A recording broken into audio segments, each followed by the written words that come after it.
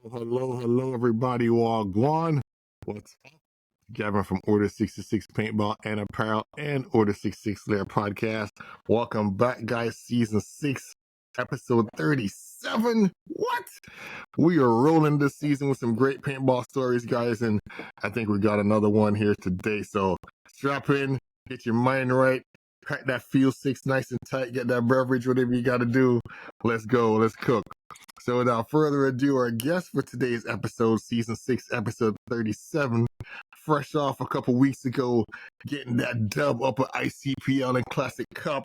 We have Stephen McClanahan from Roadies, Paintball, and The Farm. Welcome to the Lair, Stephen. What's up, my guy? Hey, man. Thanks for having me, Gavin. Hey, living life, man. Still coming down off that high.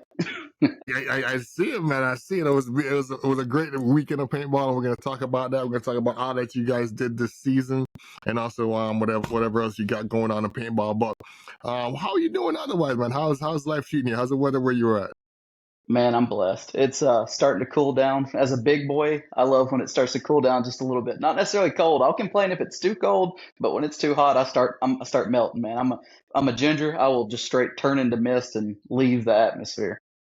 I love it. I love it. I love it. As you can see, even up here, it's hoodie weather up here in the Northeast too, and we're just like, let's go. Y'all's cold and our cold are two different things here in Tennessee. We think it gets cold. Y'all actually get cold.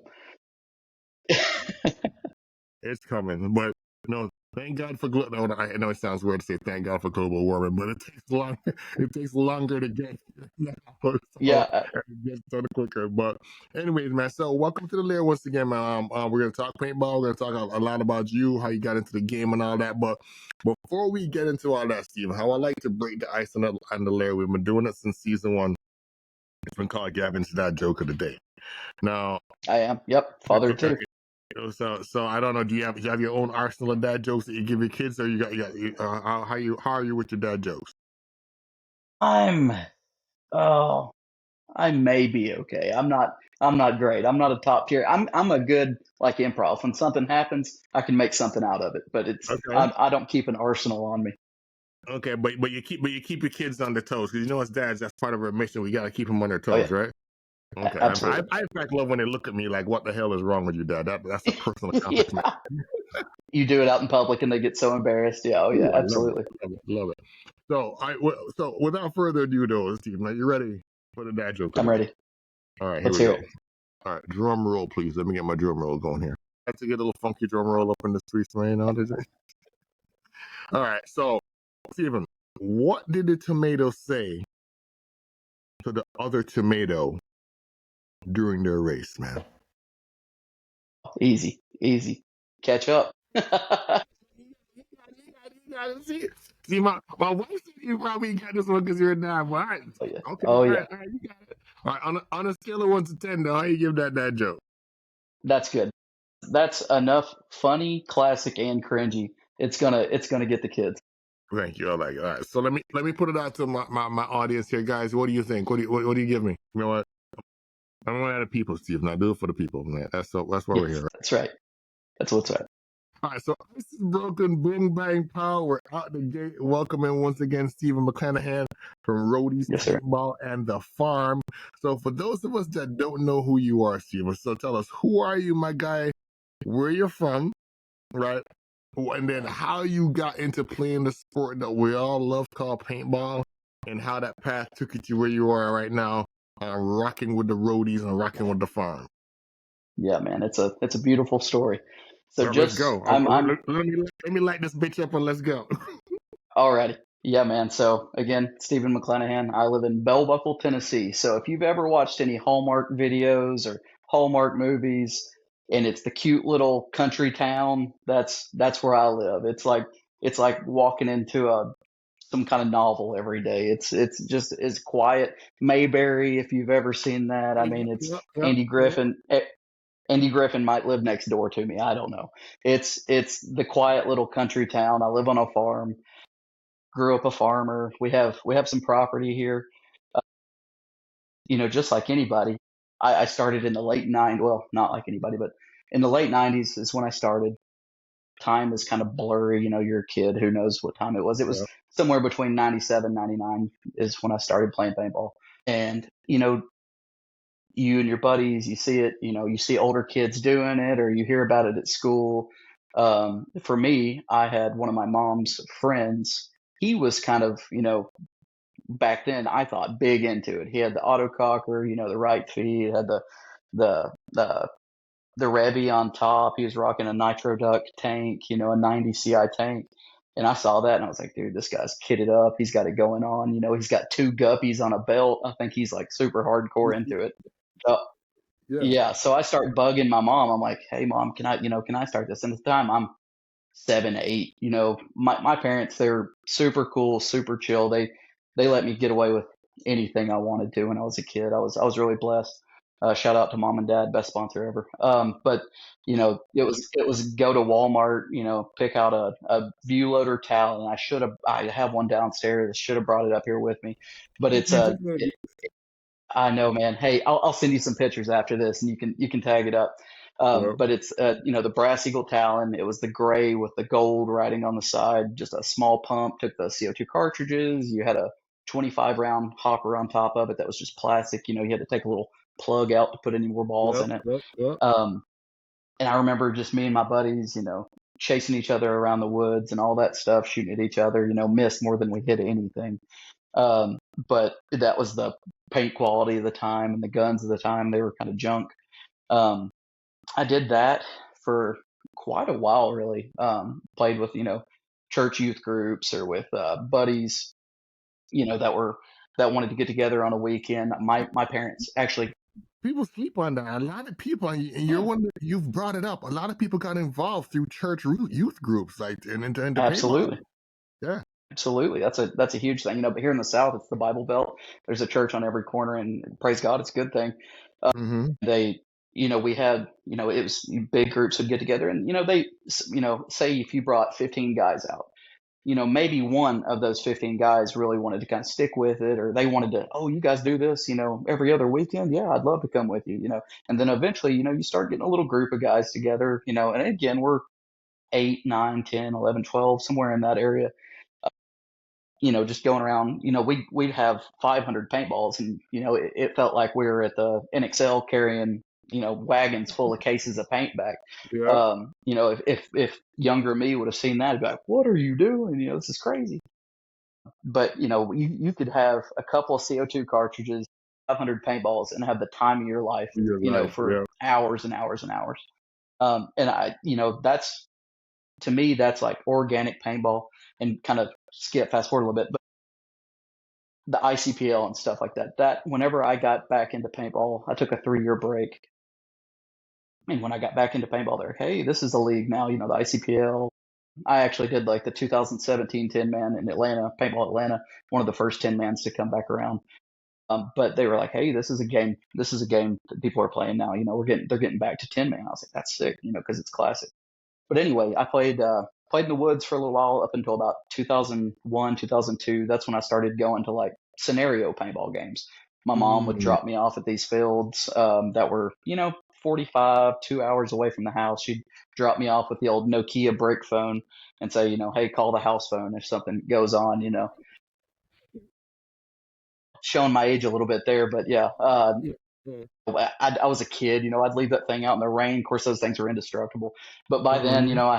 I had a Tippmann 98. I had it tricked out, had the boomstick on it, had a Revy on it myself. I thought I was really something. And then fast forward for that, I did that for a few years, going to little local fields, playing recreational paintball and playing scenario paintball, things like that. And then in 2006, kind of in the golden age of paintball, right? I started going to like a local field to start playing some speedball. And back Mm. then, again, it was the infancy of the air balloons. This field didn't have any, for instance. It was all corrugated hyper field that we're playing on. And then that's where I played my first tournament ever. Grabbed this bad boy. Back when they gave out big trophies, the Mm-hmm. big dogs. Oh, knocking stuff over. But yeah, it was just a little 3-man. Back in the day, it was held by the JCs of Shelbyville, Tennessee. Um, it was a great time. We were team aces, you know, three of us, just hooligans thrown together. I had a '04 Angel Speed I was playing with. What was that transition though? Because you went from the woods, you went to Mhm. scenario, which scenario is mad fun because it's like a target rich environment and you just like going Absolutely. crazy and all that stuff. But then to come down to like speedball where it's a little bit more condensed and the bullet is a little bit faster. What was that Yeah. transition like for you though? I mean it's gotta be like whoa.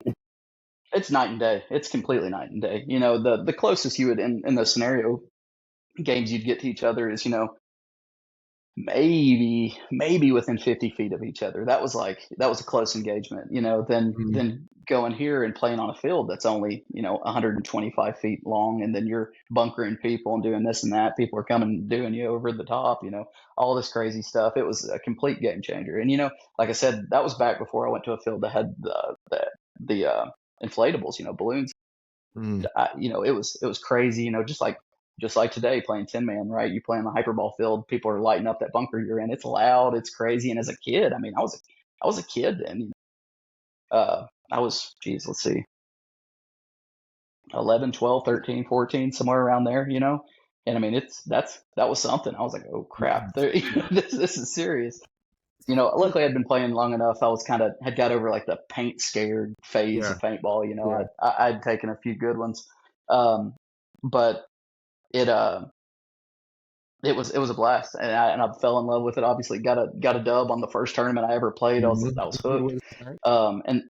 And that's when it was all over, man. I started getting into tournament paintball back in the day. I'm sure you know CFOA. It used to be huge, as big as NXL events now.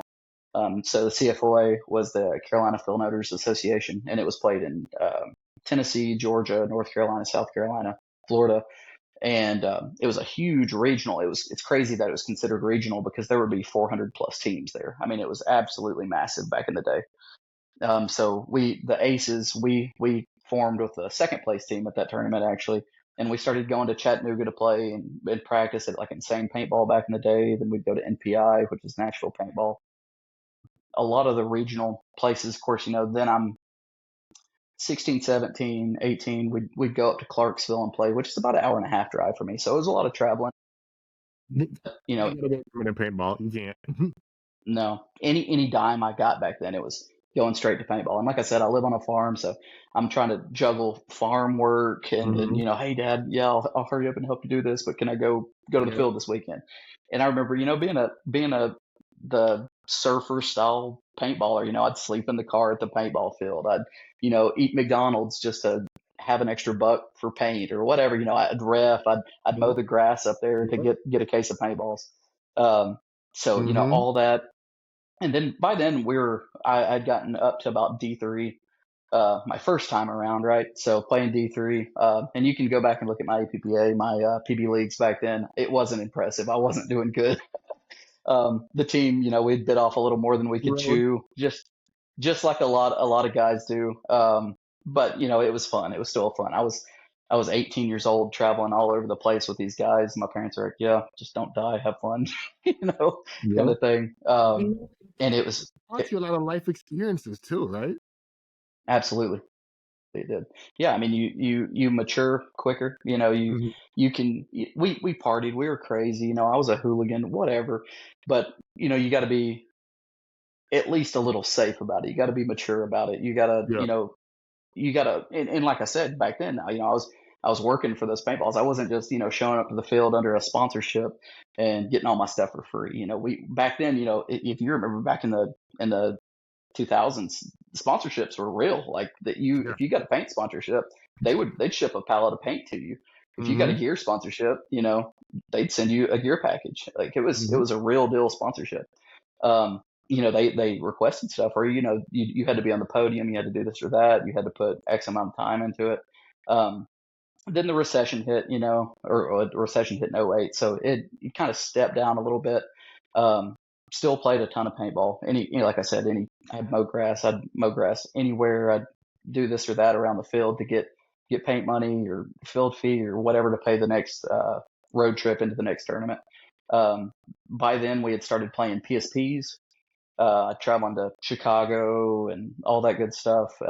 had a blast with that. And then that team kind of fizzled out, and I was kind of a free agent for a little while, played here, played there. Again, this is recession era paintball, so it was, money was tight. People didn't have time, the full budget to go do whatever. Sponsorships had dropped big time. And then in 2011, I actually got into the Marine Corps, did 4 years in the Marine Corps out of Camp Lejeune, North Carolina. I was a machine gunner in the infantry. I had 2 deployments to Afghanistan, and they call it a deployment. They call it a deployment to Japan, but it was really more like a vacation. It was a blast. And then, so got out, and while I'm there, I'm thinking, okay, well, I'm going to take a hiatus. There's, there's nothing around here paintball wise, this or that, until, you're sitting there in the barracks room, you're tired. If you stay there, you're going to get yelled at and this and that. It's going to be a pain. So I'm like, I'm going to get online, see if there's anything around. And there's a paintball field, paintball Jackson. Or not Jackson, Jacksonville, North Carolina. It was 20 minutes away. So I'd hop in a taxi and, taxi over there. The first time I went, I had to get a rental gun, this and that. I had all my own gear at home, but I'm out there with a rental gun, blue jeans and a sweatshirt, just tearing these renters up. And I'm like, okay, next time I go home, I've got to bring my gear up here with me. So sure enough, next leave I left for Christmas or Thanksgiving, whatever it was. Went back home for a couple of days, grabbed my gear bag, came back with it, and then started playing out of Camp Lejeune, North Carolina. So I played there. It was the couple Marines that I'd met. Oh yeah, man, I play paintball. I used to play tournament paintball. And that's the beautiful thing. Like the Marine Corps, it's bringing all these guys together, like a crazy amount of guys from all over the place. I mean, the whole country, California, all these hotbeds. Because Tennessee, back in the golden era of paintball, like the early 2000s, mid 2000s, it was a hotbed. Just like anywhere, paintball was happening. It was cool. It was in the news. Everybody wanted to play. It was the new extreme sport everybody wanted. And then it kind of died off. But like you still had like the meccas. You had Florida. You had the Texas guys. You had the guys out of California that kept playing, and it was big time. And so whenever they said they played tournament ball, I was kind of like, at the time I was still ranked D3. I was like, they probably played a local 3-man, whatever. That's still a tournament. And I was like, okay, let's come out and let's all practice. So we all got together out there and started playing as a team. So I was like, you know what? Let's make a team and play here. I mean, it's going to be harder to do. We're not going to have as much time to practice. But we made it happen. We made a team out of North Carolina called Carolina Snapback. And we played a few of the EPLs back in the day up and down the East Coast, going up to New Jersey and Fox 4 and Massachusetts and all that stuff, traveling up and down the coast, playing a different tournament series. So that was a blast, getting to meet these guys, and I'm still friends with them to this day. We want to get together and play a couple of the 7-mans that the CFOA is still having and all that stuff. Just as like a reunion, to all get back together. We did pretty well there. We placed and got a couple of first places as a more or less a throw together team of guys that could only practice every so often, because I would be in a unit and I would be either deployed or, man, it was crazy. Yeah, I would be deployed, or I'd come back and this guy would be deployed, or he'd be on assignment here, whatever. But whenever we could all get together, we'd go play an event, and then we'd do okay, and then come back. So it was a blast. So, what I thought was, okay, well, that fun's gone. No, I just created another team there, and we had fun there doing that. Fast forward to 2015, I get out, enjoying the freedom, all this stuff. I started in my career now. I'm a fire protection guy. I work on fire alarm systems and design and stuff like that. And started working on that career. It's funny, a guy, Sean Snell, shout out to Sean Snell, he used to do P-Funky photography. He had gone around in the Southeast a little bit. You might have seen some of his stuff. And he actually, I worked in a factory for like 2 days, and I was like, this is not for me. I can't do this. He's like, hey, come try this out. If you like it, if come do it. If you don't like it, no hard feelings. Oh yeah. Yeah, and now I'm still in it. I'm still doing it. Loving my career, loving what he got me into, and that's through a hookup through a fellow paintballer. Go figure. So I get out, I start working, start getting a job. 15, a couple of my buddies from a legendary team around here. It's called 65 South Paintball, and they were. I played a lot of tournament series around here called the SCPS. It was the Southeastern Paintball Series. and it would be Tennessee, Kentucky, Georgia, and that was about it when I was playing. And they said, "Hey, do you want to come try out?" And I was like, "Heck yeah, I want to try out," because they were putting in a MSXL team, which is the Mid South Okay. X Ball season. So I got into that, worked through them. They started me in their D4 line, which I had already reclassed back down to D4. Started playing through that and got pulled up to their D3 line. Started playing with that, and we had a great couple of seasons. I think we played 3 seasons. Got a couple of firsts, and I mean, we were playing guys like Boom, Palm Beach Vipers. We were playing some serious teams back then, and some seriously good guys. A lot of Keeping up guys that with them. still play today. Yeah, and kept up with them. Was on the podium, having a blast doing that. The league you always see with the big katanas and stuff like that. So it was cool. We got to, if we did well, we got to be like idiots and wave those things around like everywhere. Then I did what any guy does that meets a girl he loves: get married, take a couple Mm-hmm. years off. That was, Yep. let's see, 17. That was the last year I played, and then that's when I played that 10-man mechanical in Atlanta, Paintball Atlanta. It was a blast. Kind of went out on a high note. We did well there. There was like Mm-hmm. 30 some teams. I think we got like 6th place or something, but it was a blast playing with a bunch of guys. Took some time off. Fast forward to 2021. And in that time off, just like paintball, it's like riding a bike, man. You don't ever miss a lick with the guys, in love. I mean, I can think back to when I first started. I mean, I know the first dude that shot me, still love that guy, and to the last guy that I shot, which is probably one of you guys, still love you guys. It was, so that period, it was okay. Then fast forward to 21, I got another one of my buddies from 65 South. He's like, "Hey, this new field opened, which is the Farm Sports in Shelbyville, which is only like 25 minutes from where I live." So I was like, "Oh, Oh, sweet." I okay. didn't even know that it had opened. They opened, I think, in 2019, 2020. They bought a big farm down in Shelbyville and started working on it, getting it going. They made a airball field and then a couple of woods ball fields and stuff like that just off the rip. And he's like, "Hey, come play this X Ball event. It's called the TXL. It'll be fun. We're going to throw in some of the old 65 South guys." And I was like, "Heck yeah, that sounds like a blast." So we all go there from not playing for like 4 years as a team, ace that one, win that one, have a blast doing it. So we play the series out. Yeah, we lose the series to a team called Cleveland Chaos, but those are some of the Bear Ridge factory guys right now. So some big dogs, Yeah. totally fine with that. Had a blast with the boys, and I'm like, I got bit again. As soon as Yeah. somebody, "Hey, come out and play with us," I was bit again. I was into it. Mm-hmm. And Ira, actually, one of the guy, the owner of the Farm Sports in Tennessee, he was like, "Hey man, if you want to, we're gonna start playing these ICPLs." I was like, "Oh yeah, Mm-hmm. sick. That sounds like a blast." I'm one of those guys, like, whenever you asked me to be on the show, it's like, okay, I started digging into it and watching all your videos and this and that. So I was like, oh, okay, yeah. Yeah, that looks like a blast. They're playing, all the stuff I used to play when I was a kid out in the woods, this and Mm-hmm. that. I was like, yeah, I'm gonna do it. So we go down to Florida. It was back then. It was what, the Sunshine Open or something like I know that. for the Yep. Played that. We didn't. I mean, I think we got like 7th or something like that. Not great, but not bad. Enough to keep me on it. And I Yeah. played with like guys like Ira, Dylan Wiggins, Ben DeVault, Brandon Purdue of Sunday Paintball. He used to play. He was a bushwhacker guy back in the day. Great dude. Um, Philip Wysong, Chris Grantill, Brian McDaniel. Those guys, love them. Played with those guys, and we played that whole season out. Ended up getting 3rd place on our first season in Chicago, and that was awesome. We had that was back when you could have a pro on us. Ira's in good with some of the damage camp, so we actually had Jacob Edwards playing with us, and having Jacob Edwards with you is that's a killer. That dude's a monster. In your pocket, boy.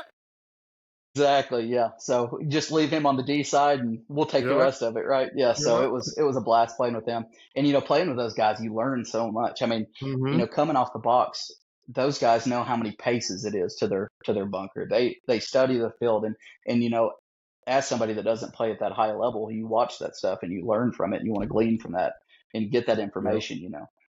that's the kind of stuff that's going to separate, just like you've seen in this. Amateur's amateur, but it's a competitive amateur league. There's nothing easy Very, about this paintball. very. I've been playing for 25 years, and this is some of the most competitive paintball. A lot of people say, "Oh, it's the beer league, it's this and that," and like to an extent, it is, but it's competitive. You put the mask on and you're on the box. It's competitive. Mm-hmm. So we placed in that season, our first season, and we placed high enough. I think we were third. So it was the Maple Leaf Chiefs as the season ratings. It was the Maple Leaf Chiefs, PB Fit, and then us. So like having those two dudes in front of me, that didn't make me mad at all. Those are some studs of teams, right? So it ended up they relegated 2 teams. That was back when they were relegating pro teams, and they would bring on the top 2. Well, another team had stepped down, and Ira was like, "Hey, do you guys want to go pro?" And of course, we're all like, "No, not really." And Ira's like, "Okay, well, we got the spot anyway." And I'm like, "Oh, okay. Well, we're playing pro next year." So played 2 seasons with pro or with the farm in pro league ICPL, and man, it was hard, but it was really rewarding. Just like some of those tricks that Jacob showed us. You learn whenever you're playing those guys that you used to look at in magazines and the guys that you used to watch on Dirter videos, and those are the dudes on the other side of the box from you. You gotta take that with respect, and you gotta take your lumps. Like those guys can mow you down, and a lot of times they do. And we went from going 2-6, if we had a good event playing pro, to on this last one.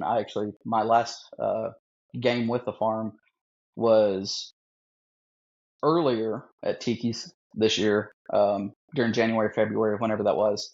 That was my last. Worked out.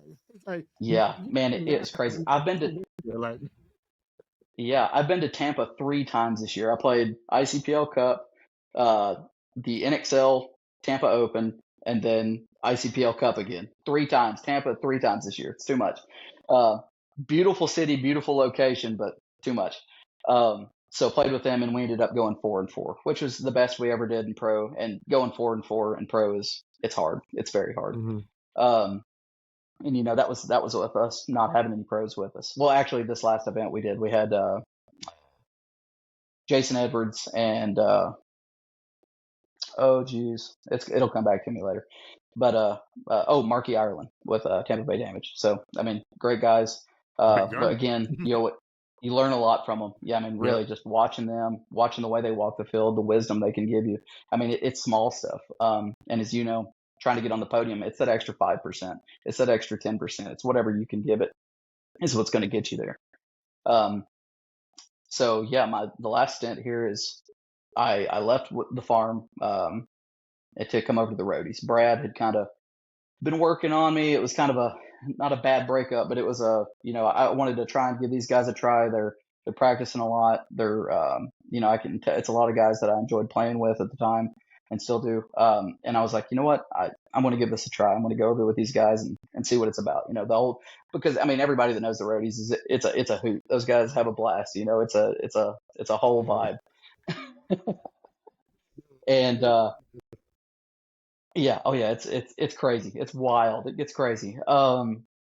So Maryland, first event of the year of this season, even though we played again this season, ended the season. But so Maryland, first event, we jump into it. We all love that field. A lot of us have played it a ton. We get up there, we do pretty good. We squeak into the semis, barely lose out. Faction. They edge us out of there at the end, and I think we end up getting 5th place at that event. So barely missing the finals there. So we were playing aggressive. We were kind of playing our flavor of paintball. Then fast forward to Pittsburgh. We'll backtrack a little bit. We got 2nd place in the 5-man in Maryland, and then go to Pittsburgh. Five-man was weird a little bit for me. I don't know how. I know it was just how it played out, especially on that cargo field. Yeah, it was weird. I mean, personally, running back in front of those containers to get the comms across was a pain in the ass. But it was. Oh yeah.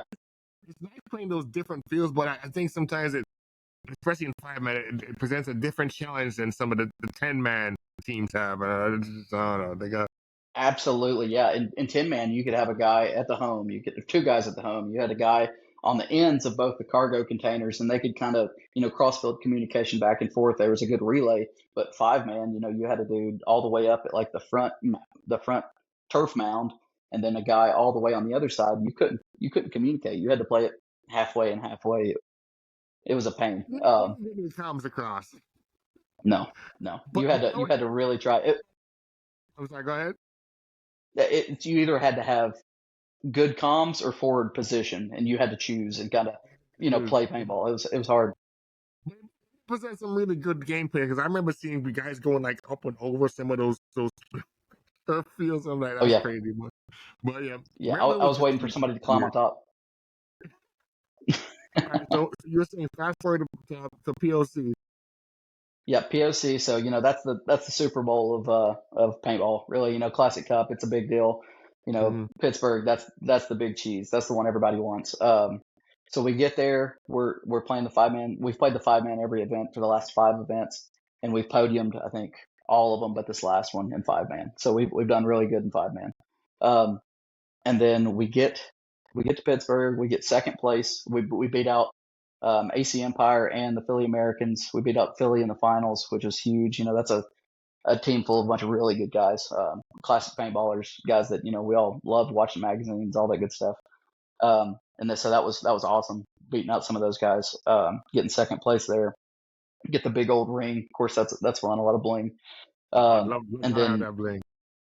Yep, but you get into 5-man and it's like, okay, I'm going hard in this. I don't need to hurt myself because this is just the appetizer. The main event is, Saturday, Sunday. That's why everybody's Mm-hmm. there is 10-man. We kind of change our game plan a little bit at Pittsburgh. Is we played super aggressive and we'd lost some of our control in Maryland. So we're like, okay, we're going to dial it back a little bit, play a little more controlled paintball. That's how we see some of these pro guys play, like the Woodsfield and everything. And that's not really our cup of tea. We have some really good gunfighters on the team. But whenever you change your game plan to try and win a game against another team, that's not how you win paintball. You have to play your team's flavor of paintball. See, Um, it's crazy. It's good you bring this point up because I've had this conversation with a couple fellow ICPL players mhm. recently. I had guys on from Adrenaline and from other teams, and one of the things that keeps coming up is game plans in mech, and it seems like there seems to be a hesitancy to switch up game plans. Maybe in speedball, the guys on the clipboard are quick to draw up a new play and throw that play out. There seems to be a hesitancy in mech to switch things up. But why do you think that is? Or do you So agree? it's yeah, I mean they're luckily 10-man, right? You got 10 guys, right? So you can have some guys that are mission oriented, or okay, I have A and B, that means I got to do C. I've got C and D, okay, we need to go back to A. Those kind of variables, and that's where your back guys have to be intelligent and know the game and have a good game IQ to know. It's chess. It's all chess. It's all geometry. It's all angles. That's all Mm-hmm. paintball is, and discipline, and pride, power, purpose. That's all paintball is getting out there, owning the angles, controlling zones, and if something breaks, you have to know the fix to it. And everybody on your team has to be on that same mindset, that same gel. And that's hard, right? That's the hardest part of paintball is closing these points, communicating cross field, getting the correct info where it needs to be so the right player can make the right move. And all that has to work like clockwork in order to have a great team. I mean, like Dark Carnival, for instance, you see those guys and they're dialed in. Those dudes are on a different level. Dialed in, yeah. Yep. So we changed our game plan and we were trying to do all this and trying to control back and forth, and that just wasn't working. So they brought me in as the field captain this year for 10-man, and that's it's kind of a hard thing to handle. You're coming my first season on with these guys. Luckily, I know these guys. 3 of us came from the farm. Some Saber Wolf guys, some I-75 guys. All these guys. We're coming in. We've known each other for a little while, but it's hard to tell somebody, hey man, you're sitting this one because I need him to do this. But luckily all these guys are mature. Again, we're all friends, we're homies. So that makes it a lot better knowing that he's not going to take it personally, what I'm saying. I need the right tools for the job. Not saying that you're not that guy, but you're not that guy for this instance. And that's difficult, but I was trying to slow us down a little bit, and that didn't work because yes, if you looked on APPA, we had green boxes all the way across the board, but in me slowing us down there, we were winning stalemates, and that doesn't win. That doesn't get you deep into Sunday. No. I view in ICPL stalemates are really a loss, to be honest. Yeah, absolutely. So Jason Hansen, I'm sure you know Jason Hansen. He's played with every pro team there's been on the ICPL circuit. He gave me some good wisdom of if you're not winning, you're losing. That green box on APPA doesn't mean anything if you didn't get a flag pull or a flag hang. And that kind of opened my mind of, okay, well, if I'm not winning, I'm losing. We got to get back on the gas. So we had a disappointing finish in Pittsburgh. I think we finished like 12th or something like that. Really kind of uncharacteristic for us. But we all practiced. We probably come together 3 times between Pittsburgh and Cup this year. And we dialed in. We started working on closing, gelling, communication back and forth. We really got our comms straight on this needs to have, the variables. We'd all played that field, we'd all played it this year. So we all had it fresh in our mind. We had the calls, we had the call sheets. Luckily they didn't change the fields up too much. So we were able to keep a lot of those same game plans and comms in. And, the guys took the time and really, really dialed in, really, really got in their heads of this is what I got to do. This is my job. And just like in any sport, if you do your job and you have 10 guys doing their job, you're going to win. The law of averages are in your side. Yeah, absolutely. So then we get to Cup. We're playing 5-man. We do really good through the prelims, and I notice at the end we're in 3rd place in the overall bracket, and I'm like, well, this is weird because we should have been higher. We'd won the last AAF game and they had us marked down as a tie. So I go to Tros and I go to all these guys. I'm like, guys, wait a minute. In AAF, they're kind of like our arch rival. Like every time it's us and AAF, that's our, we're fighting. And it's because it's good rivalry paintball. It's close every single time. Nobody's running over somebody every point. It's a grinder every time. And I couldn't plead my case. It's my fault as the captain for not signing the score sheet and giving them an extra 2 points that put them above us in the bye. We lose out in the semifinals. We play awful. And then we end up losing the season title by 2 points. So really hurts for the 5-man. So we're all, I remember Friday night waking up mad, like in the middle of the night, just waking up mad. And that sucks because, off the field, I'm the cheery looking ginger Santa Claus, right? I'm happy.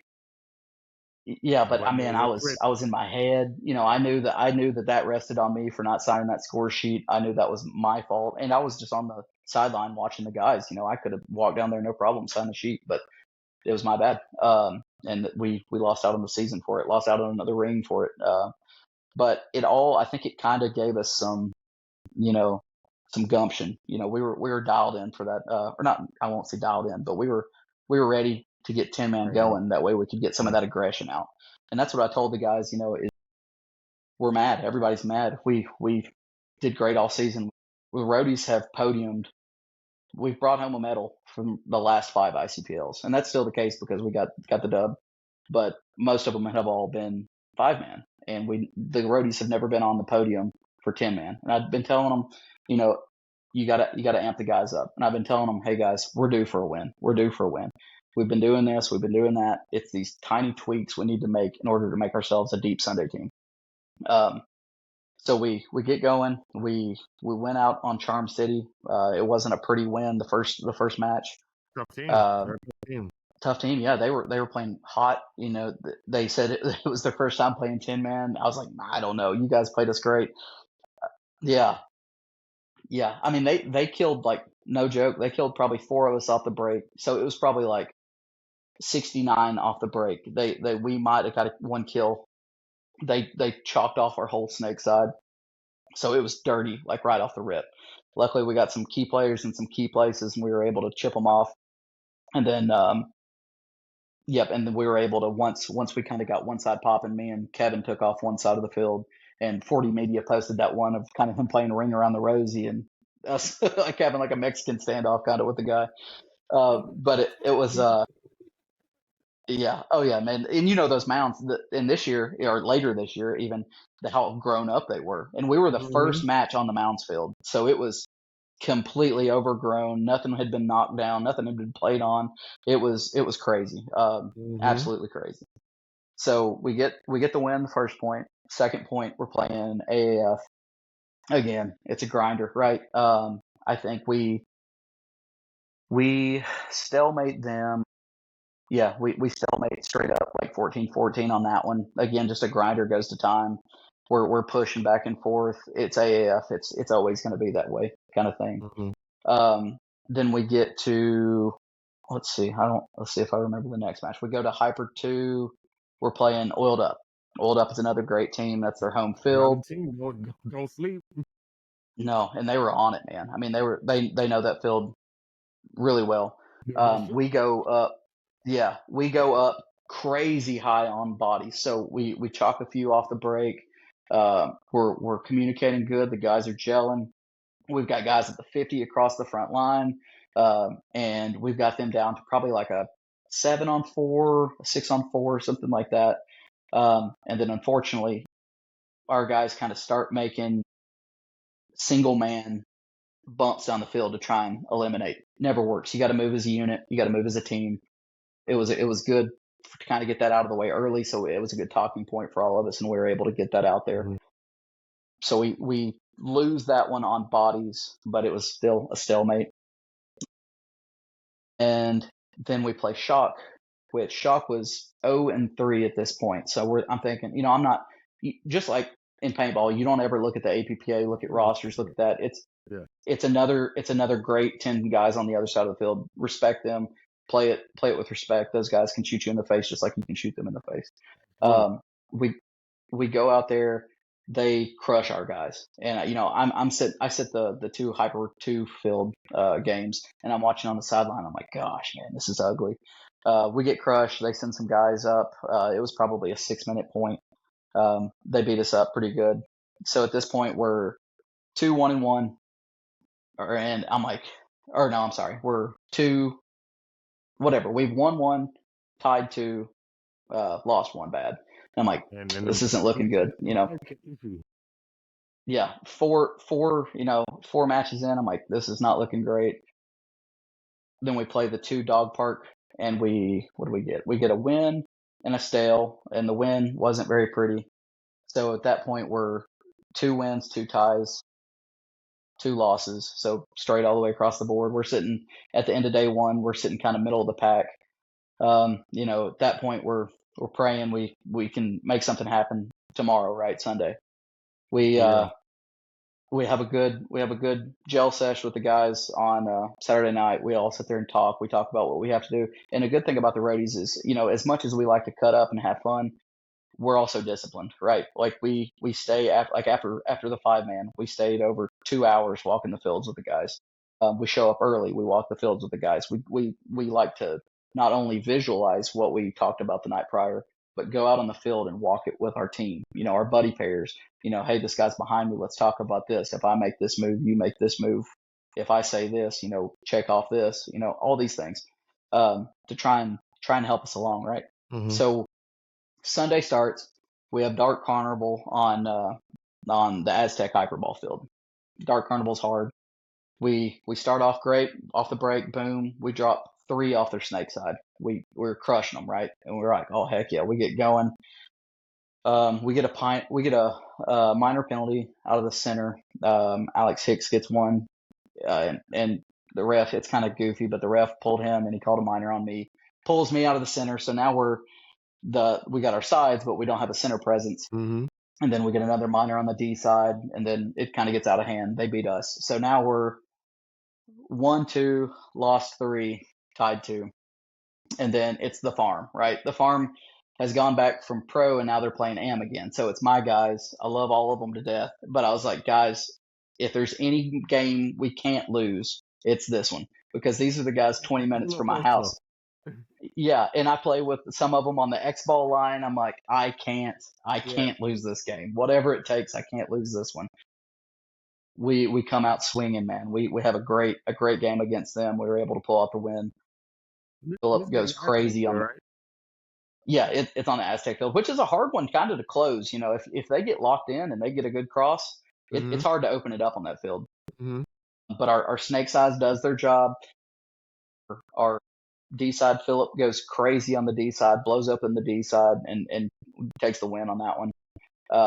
So now we're waiting for other. You know, this is the worst part about paintball is it's deep into Sunday, and you're like, I gotta have this team lose in order for me to make it, right? Yep.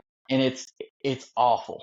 That's the worst feeling at all. And the guys laugh. I talked about it at Blue Ridge Paintball this past weekend. Is 0.1 against Charm City on the mounds, the first match of the day. I tell the guys, let's capitalize. Let's get these early points so we're on Sunday. We're not waiting to make it into the finals, right? What happens? We're waiting to make it into the finals. So we luckily that team loses out. And it was a good team. I forget who it was, but it was a good team that lost out to another team. We make it in. We get the 7th place seed moving in to the playoffs and deeper. And I was like, oh man, you know, this is hard. We're going to have to play these guys. We end up having to play Shock again, which had creamed us earlier. And yeah. And then guess who else we play? AAF, right? Always. So we're playing this one on Dog Park, which to me, Dog Park is a super fun field to watch. It's definitely a lot funner on 10-man than it is 5-man. But it's not one of my favorite maps. It's not one of my favorite fields just because how it plays. So first we're playing AAF. We go out with them, and again, it's a grinder off the box. We're chopping each other up. We get down to where it's I think they have 1, 2, 3, 4, 5, 6 on us, and we're sitting at 5. And this is the one where I posted the clip on Instagram where I make the move up the center and take out Frank Connell and another dude, dig them out, and another guy on the back line. So I end up taking 3 with me. We win on bodies on that one. It's still kind of a stalemate. It goes to time. We win on bodies. You know, anything helps whenever you're that deep into Sunday. Then we go out and we play Shock, and we are just we know this is what we have to do to make it on. Just kind of like, I think, it was you guys knocked out the Roadies earlier this year to make it into the finals on that same field on Dog Park. We knew this is our ticket. You know, it's guys, this is it. Line up on the box. And I was trying to amp up the guys, you know, saying, hey, they creamed us earlier, but you know what? We're not locked in here with them. They're locked in here with us. And we're going to take it to them. And we went on one. We went crazy with it. We pulled out the win pretty handedly. I think we won with like 7 up. Alex Hicks who played on Bear Ridge, he went and dunks the last guy on the snake corner. He throws his hopper. He's mad, you know. And Shock, great group of dudes. You know, you get them against us on an airball field, they're going to cream us, you know, 10 out of 10. Those dudes are killers. But, you know, it's cool to see how some of that doesn't translate. And this is a different style of paintball than that is. Yeah. And again, just going like from scenario to airball, you know, or to speedball, it's a completely different game, but there's a lot of similarities as long as you can match those two together. And that's really the hard part. Yeah, and so in my third year now going into mech, it's just like, you know, as a speedball, I'm just like, okay, let's just still gotta slow it down a little bit. Slow it down. Absolutely. It's a mind game, you know. I got time. Yeah. This league is for a big boy like me, I can be as aggressive as I need to be, but you have to slow it down, you know. Mm-hmm. Again, it's chess. You're not playing checkers, you're playing chess. It's not points. You don't get to play these guys again here in 2 minutes, you know. You gotta really think about what you're doing, mm-hmm. because you're gonna mull over it for an hour and a half, waiting for the refs to take their lunch break before you're on the field again. And you know, it's a big mental game. Yeah. So we make it into the finals, right? We went out on the semifinals. We make it into the finals, and we're playing Oiled Up and Dark Carnival. Guys that have been playing hot all mm-hmm. weekend. Mm-hmm. And, you know, Dark Carnival, they've won the last 3. So intimidating. And we know those guys. We love those guys. Matt, Tyler, all those guys on that team, great dudes. Jared Powell, who's the owner of Insane. Mark, I mean, great dudes. Mark plays with us on the 5-man. So, those are our boys, and we go out and play them first match of the finals. It's on the mounds, thank God, because the Roadies, just kind of like the Saber Wolves, are really good at the mounds. The Roadies, we're pretty good at the mounds. It's something in it it's enough chaos that we're able to control, and we love it. So we go out there. They smack us off the break. We drop like 2 or 3 off the break. It's not a good look, and we start having to play some lockdown paintball. Luckily, it worked out well to where I was in a position where I could just lay flat in a bush. Really, I mean, straight up. I had grass all in front of me. It was all waving in front of my face, and they just kept filling this one bunker. So I was able to pop them out of this D side bunker, or the non-spectator side, and we were able to get it down to where it was, because it had, no joke, gotten to probably a 3-on-7. Like it was hairy. It was bad. Or I'm sorry, a 4-on-7. So it had gotten pretty bad, and we knew we had to do something pretty drastic to lock it down. So we're locked in. We're holding it together, and it goes to time. They went up 2 bodies on us. They had 2 on us. So that one's over. Kind of sucks, losing it, whatever. You start getting that in your head. Well, at least we'll get a medal. At least we'll get 3rd, blah, blah, blah, whatever. But you kind of got to silence that, right? Because you still got one more match. And just like the semifinals, there's a lot of stalemating in the finals and semifinals. You can get that one win, that makes a difference. It changes everything. Everything. If you, and it goes back to that pull and that hang. If you get that pull and that hang in the finals or the semifinals, you have a very good chance of moving on. So we go out, we line up against Orda. Orda had the bye, so they haven't played all the semifinals or the first match of the finals. The benefit to that is they get to see us, they look at us, they know what we're going to get into. But, we're warm. We've been moving, we've been shaking, and they've been sitting there watching. So we go get aired up, we take our time, getting on the field. We don't want to be gassed, and we walk out there, and man, we get the job done. We go out there and lay the hammer up the center. They made some really aggressive moves. We were able to take them out. They got to the 50 snake really fast. We were able to get guns on them, lock that out, kill them. We pushed 3 into the center, and was able to chop out their D side, and then just ran through. Man, it was probably like a 6 or 7 minute point. And we were able to, or no, I'm sorry, it had gotten down to 60 seconds. Yeah, I remember that, because I mean the refs threw up their hands. It was close, but we were able to grab the flag, run it back. Shout out to Kevin Snyder. He's like the flag champion, dude. That guy's ran home more flags. He's got to be winning the game on that by now. But yeah, man, we won it. And when, again, we're waiting to see what happens between the DC game and the Old Up game. If DC wins, they get first place because they beat us. If Oiled Up wins, we win. So we're sitting here watching it. We're like, oh, okay, DC's doing their thing. They're moving up. They're getting good kills. They're locking down the snake side, which we knew that Oiled Up was going to take. Oiled Up gets into the 50 snake. Mark Hadley's sitting there. He chops him up. So I'm like, oh, here we go. They're about to open the floodgates. And some homeboy, I know a lot of guys know him, and I'm sure on your community they're going to know who it is. Homie on Oiled Up with an autococker rolls straight up through the center and just starts chopping backs. I mean, takes out 8 or 9 of them, and then they run through like a wave and they crush them and they get the win. So they won. That means we won because we beat them, in points wise. So it was beautiful, man. I mean, the guys, they were hooting and hollering. Looking around, seeing the guys that you played with for 3 or 4 years in this league, fighting for those podiums, and you get one with them on a 10-man, and you get that first place. I mean, we got guys crying, and that's a beautiful thing. I mean, grown men. Say something. Y'all pictures was like, because I'm the way back, because I'm a salty guy when I lose at the end of the season. That's what. On the way back, and on the flight back, I'm like seeing y'all. I'm like, fuck yeah, what I mean? Like, good for y'all, because like that was a really, really good bunch of dudes, man. Like Brad, and I'm just getting to know a lot of you other guys. Like, I felt good for you, and just seeing that exuberance and that joy of like, yeah, we did it. I think I saw one of you. You were like kissing that thing like you never kissed them before, boy. Yeah, it's a great feeling, man, and just hoisting that belt, knowing it's yours, um, it was beautiful, and they gave me the MVP for making that move up the center and chopping Let's out those go. AAF guys, and I didn't even need that because it was the AAF guys we were chopping up, so I was happy to do it anyway. But yeah, man, it was beautiful. It was a great time, a great event. The weather, I mean, it was perfect. Hmm. Um, it was a really fun event with great guys, and again, just showing how you can squeak in and still make it happen, right? Seventh seed, we barely got into it, and we were able to turn it around and win.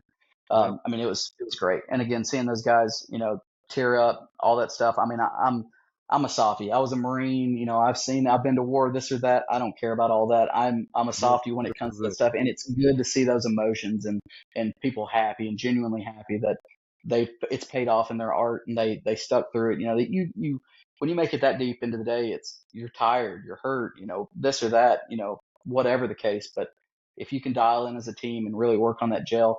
And one thing that I told the guys, and I think it really was true this year, is the roadies have always had an identity, right? And that's something that most teams lack, is an identity. What's your team known for? What does your team do? What's the energy like in your camp? Everybody knows what the roadies is. It's crazy, it's fun, it's light, it's happy. Um, we all try hard and everything, but we're dedicated and disciplined too. Mhm. But what you have that, but what's your style? How does your team play? What's your energy and how do you play? And Mhm. that was kind of undetermined this year. Was how do we play? Or do we play hard, or do we hold back? And then right there, at the end, it all came together. A little bit of that lockdown play and a lot of the aggressive play. We came together. We have Work our well identity and together. our play. So, I love it. yep. Love it. Well, congratulations. Well, hold on. Let me give it a sound once again. Let me go back to the big one here. But one thing that I will say, and I have to shout it out. Oh, here we go. Yeah. Call it out that the field was clear. The The bomber bomba clock, clock. boomba clock. I'm like, and all my teammates looking at me in the bed box. I'm like, you know what? Yep. I love it. I love Yeah. it. I love it. Yeah, and that's part of our crew, dude, man. We got a bunch of goofballs, but it makes for a really fun time, and it's light and it's not, you get back into the pit, nobody's screaming at each other, Hmm. nobody needs that. We're grown men. Have fun with it. We all travel, we pay a lot of money. We're away from our families, we're away from our careers, our homes.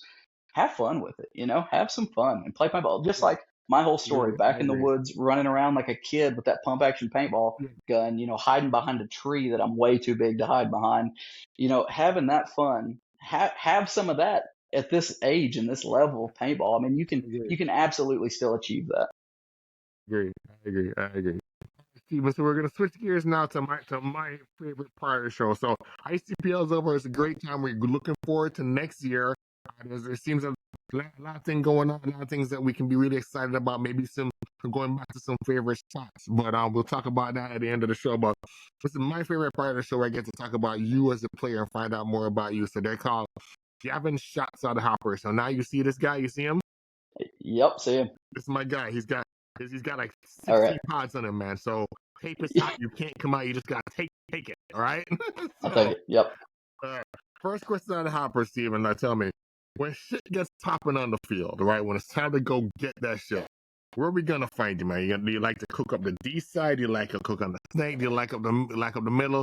You say, Coach, I got this. Where where where Mhm. where, where, where you like to be? So as the captain, as that big communicator, I'm the quarterback. I'm the guy you're going to find in the back center, screaming both sides of the field. But I will say, I'll caveat with this: I like to get deep up the center. If you let me get up the center, I'm going to make something happen. I love, one of my favorite parts about paintball is commanding people. And that's not in a freaky way. I'm not Yeah, like but that's my just like yeah, thing, right? like being that yeah, joysticking. Yeah. Yeah. I like exactly joystick, and that's exactly it. I will say, hey, Kevin, can you make that next move? I need you to get you here so you can shoot this cross to free up Philip, or whatever the case. It's that chess in your head of saying, well, Snakeside has the ball. They need to roll. and they're holding up. They're just sitting there shooting containment. They got to go, because they don't read what D side's doing. D side's already got to objective A. They need to hold this cross, but they can't make their next move until this guy gets further down the field and holds this zone. So it's that to me is very rewarding, and that's why I love playing 10-man is because you have more guys to do that with. You can work. It's a little harder. You got to get this side. Hey, what's holding you up over here? This information comes back. Okay, well then I relay that up here. Hey, I need you guys to do this. I see them doing that. I look back over here. It's a whole movement, and that really where that gel comes into play is knowing. Okay, my guys are clicking. They already see this. I don't have to do this. I'm going straight up the center, and I'm going to go stab out somebody. I'm a big boy, but I'll turn those wheels on and I'll fix the bayonet and get after you. I like it. Let's go. All right. I like it. Real easy. Click clack. Next question coming on the tape hot. Okay. Okay. I like to quote. Okay. This is what I quote my guy Iverson. Practice. We're talking about practice. Right? Yeah. So, when it's time to get practice popping with the boys, right? What's your favorite drill to do, Steve? Now, what are you looking for out of it to accomplish? And then on the flip side of it, what's the drill that you're just like, oh, man, I don't want to do this shit no more, man. Jesus. Yeah. Oh, yeah. No, that everybody's got those, right? So it's different, between X-ball and 10-man. Again, I guess we'll kind of focus more on the 10-man stuff. It's closeout drills. I think that is the hardest thing to do in paintball in a mechanical setting is closeout. Working together as a team, as a unit, making it work, getting down the field. And a way we can achieve that is you play half the field. You have 4 dudes with one pod, and you got 2 dudes holding containment at the back, and they're trying to stop those 4 guys from coming up on them. It's those kind of where that takes in gun skill, it takes in movement as a team, it takes in the communication as a team, and it helps both players, right? It helps the guys making the assault or the forward movement. It helps them in all that, and it helps the back guys. Hey, shoot the cross. Okay, I need you to shoot down the tape. They're moving here. I don't have this shot. Can you get this shot? It's communication on both sides, and it helps a valuable skill on both sides. And a lot of things, paintball's kind of got this, and it happened. I don't know when it happened, but kind of in my 3-year break, I feel like when I came back, the whole terms of 1, 2s, and 3s kind of got really popular, and that's your fronts, your mids, and your backs. That's what it was when we were first playing, right? Like Oliver Lang was the best mid player in the world, whatever the case. But I feel like now that is such a big thing, and people like me who are predominantly 3s think that, oh, this is all I can do. If something gets hairy, I got to sit in the back. No, your back guys are the ones that are going to close out games. And you really kind of got to get on your horse and go when it's time. And got to know where to go, because you're the guy that's been sitting in the back quarterbacking everybody. You better be paying attention to that for yourself, because you're going to be the one that has to make that move eventually. So those kind of closeout games help, say if you get, because the objective is to pull and hang, right? On those closeout drills, the 2 guys in the back, if they chop out 2 of the guys, then they become the offensive threat, and then they go after the dude in the back and try and get the buzzer, right? So that drill really helps. It helps. The biggest thing is gelling your team together. And that, again, I think is the most difficult thing to do in classic paintball. Is the fields are big, the time is long. Just like you guys play the 5-man, you go from playing a 6-minute point to a 12-minute point. It feels like you're playing for an eternity. So you really gotta take that time wisely and put it together, work with your team, and close out that point. And I think that's very important. And the drills I hate the worst. Oh, I don't know, man. I think like the stationary snapping stuff. Yes, gun skills. It's extremely important. It's extremely important, and it's one of the most important parts of our game. But sitting there, and whenever, like back in the old days, your coach would sit there and say, "Hey, you're going to go through 3 pods, 1 ball snap, this pie tin until you're done with 3 pods," and that gets old fast. Really fast. And it's different. Yeah. I hate to say it, and I've said this to my coach too as well over the years. it's different when the adrenaline's popping and it's different. But just to be there and to get continuously, like, yeah. Oh yeah, yeah, else. yeah. When you're playing, you don't even feel that shot on your hand, but No, you're sitting there going, you dude, get and you gogged in the sure mask. hell do. You sure Yeah. hell Oh yeah. do. Oh yeah. Let You're me go clean. do some push-ups. Let me go do some push-ups to get out of this shit. Yeah. Let me run some laps. Yeah. Something. But yeah, again, it's extremely important. But yeah, those get old. Those definitely get old. For real, for real. Next question, I mean, this is one of my favorite questions because now we've kind of find out. Because I feel like us as paintballers we're a very eclectic bunch. We're very superstitious, especially when shit is. We like our shit how we like our shit. Okay. So Oh what yeah, are the top absolutely. 3 things, Stephen, unique to you that you gotta have in your gear bag to have a top notch DP? I'm talking you're not gonna shoot nobody if one of these things in your bag. And I'll give you the same example I give every guest. This guy told me baby powder one time, and the shit got way too personal. All right, I'm just like, Yeah. buddy, too much TMI. But I see where you're Yeah. going with this. So, what are the Gotcha. top 3 things that you need to, Steven, to have a top notch paintball in your gear bag, or you're not shooting nobody? They're personal to you. Yeah. So definitely, I'm kind of a weirdo on this. Maybe I have one of the big UGO bags, right? A And what? I'm a big, like the big UGO bag or whatever it is. It's like the big roller bag. It's Oh, like a okay. motocross bag, really. But I bring it to paintball events because I'm bougie and I like carrying all this gear with me. And it's got really nice rolling wheels. I just upgraded this year from a '06 Eclipse gear bag, so it's like I went from a Ford Pinto to a Cadillac. I'm driving something nice, man. But masks, I love JT Pro Flexes, just like a lot of us old heads do. Mm-hmm. Got a lot of really cool builds, and really more than anything is I don't want to sit there and pop those lenses in and out. Right? I want a mask that has every lens that I need. So I have a straight up gradient dark lens mask, a full build, a clear lens mask, Oh, a you full are what? build, and a mirrored mask full build. So I carry 3 masks with me every tournament I go to. Uh, 3 masks, yeah, yeah. Please stay away from my gear bag. If that thing gets stolen, I'm cooked. Um, I get it. I get it. I get it. Because I do too myself because I don't want to be in the middle of swapping and all that shit. I don't want to deal with that shit. yep. Okay. All right. All right. So, And just like you said, so okay. Go ahead. yeah, just like you said, you get a little superstitious if you're playing good in a mask, even if the light isn't perfect in it, you're probably going to still rock that mask the rest of the I day. don't know. Oh yeah. I know. I'm all day. Yeah. All day. All day. All day. All right. What's the third one? I've always been a boomstick guy, so maybe that counts. I love the die UL. Maybe a little bit to add to that. I'm not a 3-piece barrel guy. Like I know that's been out since I was playing tournament paintball when I first started playing tournament paintball. Like the freak kits coming out and stuff, but I'm just not a fan of the 3-piece barrel. I like a 2-piece barrel or even a 1-piece barrel, and that's just something I like. I've got that shot with it. I know the UL shot, and I like it a lot. Okay. Okay. So hold on. We're gonna look back at your list here. We got the Yu-Gi-Oh bag, right? Gotta have it. Hmm. We got a 3 JT mask fully built up, ready to go. Boop boop boop. We ain't wasting no time. We're swapping no shit out. Boop. And Yep. then we gotta have that boomstick. Yep. Okay. All right. This Yep. is why I like to ask this question because I know guys that, like I said, well, have the same headband since 1992, and they just got the good juju on it, and they'll never wear anything else. So that's why I like to ask the question and find out. But real quick before we move on, I'm talking about barrels. What do you think about this $900 freaking thing that just dropped the other day?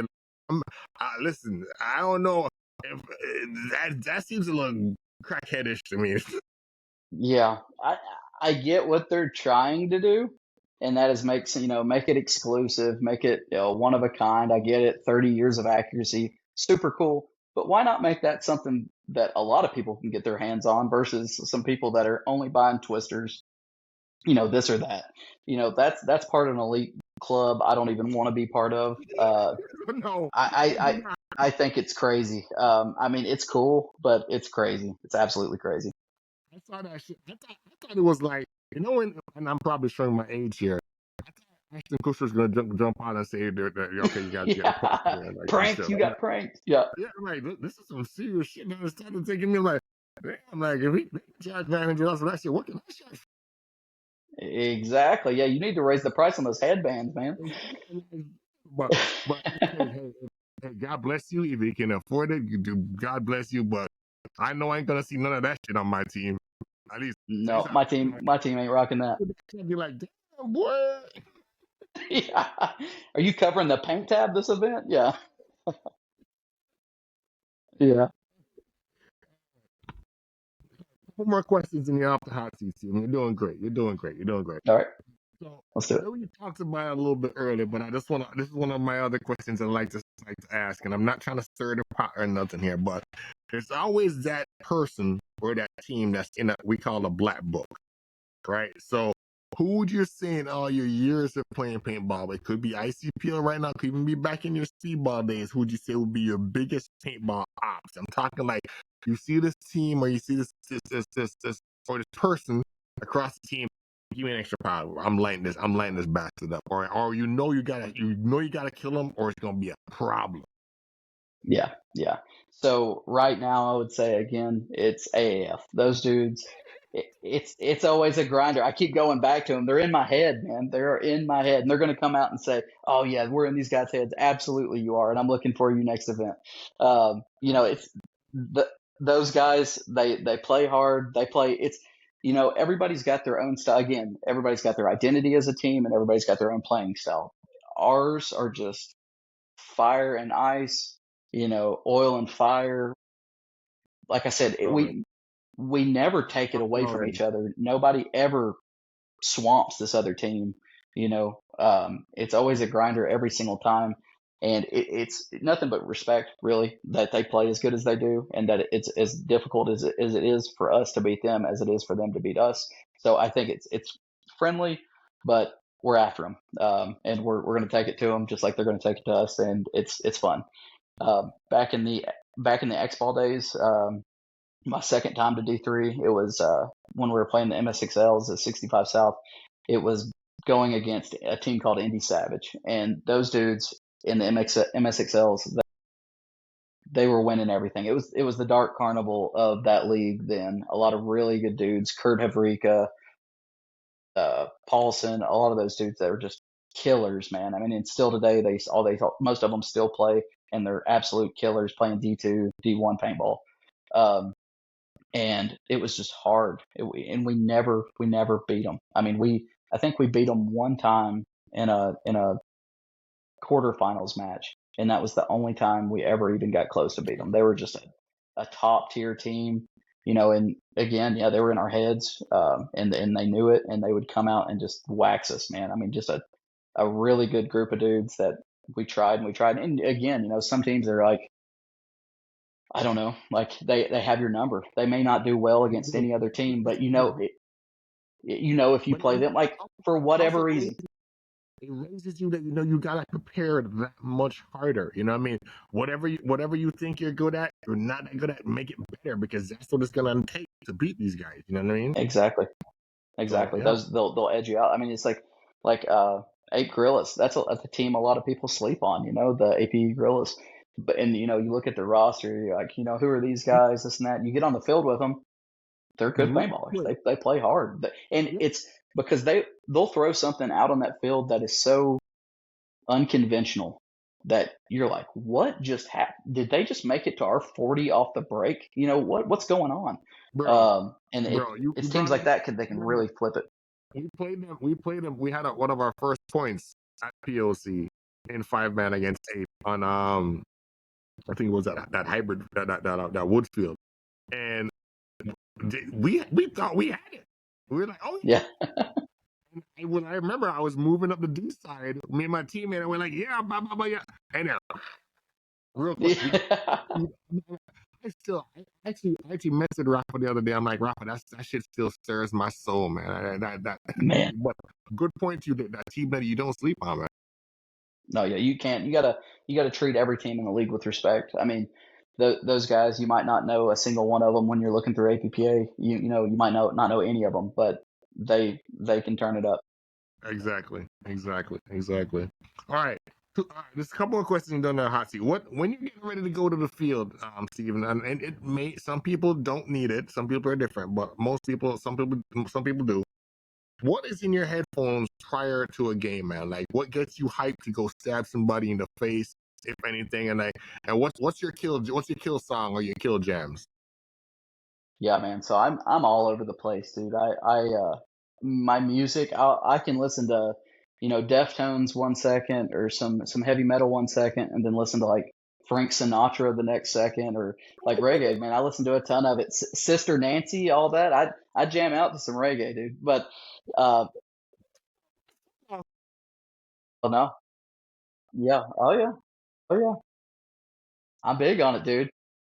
Like, real quick, shout out Jamaica. Pray for Jamaica right now. Jamaica, Absolutely. Jamaica, the whole western side of the island got just demolished. So if you can, guys, however you can, please check out the different sites on how you can help out. We need boots on the ground. We need a lot going on with our country, and just pray for our country and pray for our countrymen. But yeah, I had to put that out there because Yeah, boy, absolutely. Amen. I don't know if you've seen the scenes, man, but it is some scary It's rough. shit, apocalyptic shit going on in some parts of the country, man. Absolutely. And hey, anything about it, Jamaica's resilient, right? They're going to get through it. They're going to fix it. They're going to get it done right.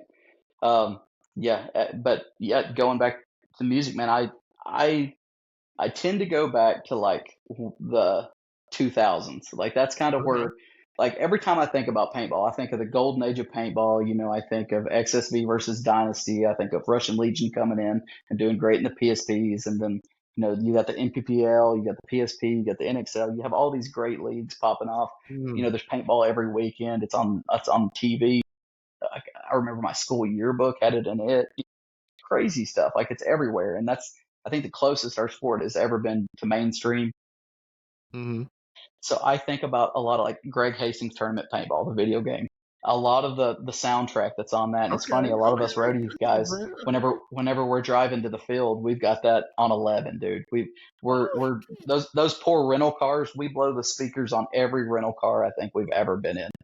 Um, I've got Under Oath playing. I've got Rock Superstar by Cypress Hill playing, dude. I mean, those are those are all ones that I'm jamming to, and that's in my head. I love it. I love your playlist, bro. I love your playlist. I'm gonna have to get some clips of your playlist and add them to mine because mine's all over the place too, bro. Like seriously, Oh yeah, I may be Jamaican, but I got some shit up in here from the 90s hip hop is my thing. Like I have a lot of 90s hip hop and stuff like that in my playlist too as well. You know, I knew a guy got hype off of Adele, and that was crazy. I'm like, Adele, bro, really? Like, hey man, to each your own. everybody, He's on some serial killer stuff. He's on a different level than me. He's ready to lock in. $10, man. We're a funky bunch, boy. But see, Yeah, why I asked that question because you get a lot of eclectic answers. Man. All right. absolutely. Who would be on your paintball Mount Rushmore, Stephen? Who are the players that you look up to that you'd even say maybe you try to take a part of their game into your game? Who you think are the one of your personal fourth goal? Ooh, 4. Okay. Um, Man, just from being a kid and growing up and watching it, I was huge into Dirter, all that stuff back in the day growing up. Coming home from school, looking on YouTube in its infancy, or even before YouTube, going to their website and watching it. But like Nicky Cuba, that's somebody that pops into my head. He was so aggressive and still is. He lives in Tennessee now. He lives over towards Knoxville, I believe, and or actually Nashville. And we'll catch him at some of these events. We'll talk to him at ICPLs, and playing with and against that guy. I mean, his story's crazy. He's been through a lot, but man, he still seems to keep a good head on his shoulders. He's doing good now, and he's just the emotion that he brought to the game back in the day. Yes, You I know, agree. and just the he was a killer. That's when his kind of thing is he's like that on and off the field. And my whole aspect is if I can when I put the mask on, I can lock in and become that. That's what I want to try and be. Um, Right. uh, yeah. Who's Humphrey number from two? Trauma. I think his aggressiveness and his methodical play.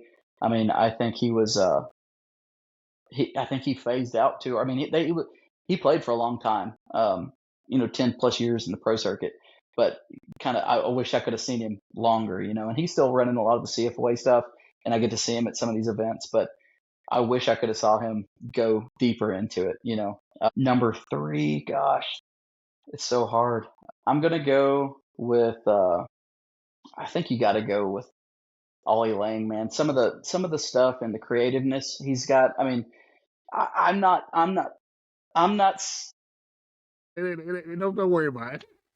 Yeah, I mean, it's a lot of people can say, oh, everybody says that, but if you grew up watching that guy, his head and the creative play that he made, What different?